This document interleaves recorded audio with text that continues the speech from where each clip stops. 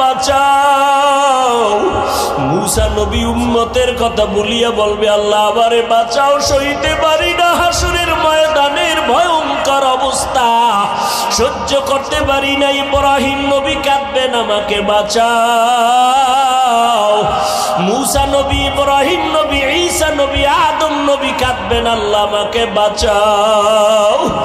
আমার আম্মা জান বলে, নবী তখন আপনি হাসরের ময়দানে কি করবেন? আপনি তো রাহমাতুল লিল আলামিন।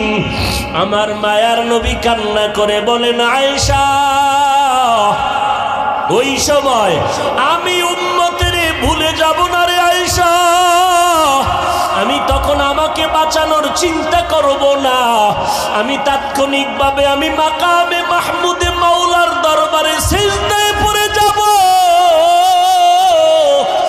আর কান্না করে বলবো, আল্লাহ আমার উম্মতের বাঁচাও,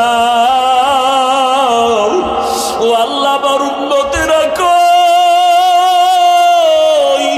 আমার একটা উম্মতের যেন জাহান্নামে না যায়, জাহান্নাম থেকে বাঁচাও। আমার একটা উম্মত জাহান্নামে গেলে আমি জান্নাতে যাব না।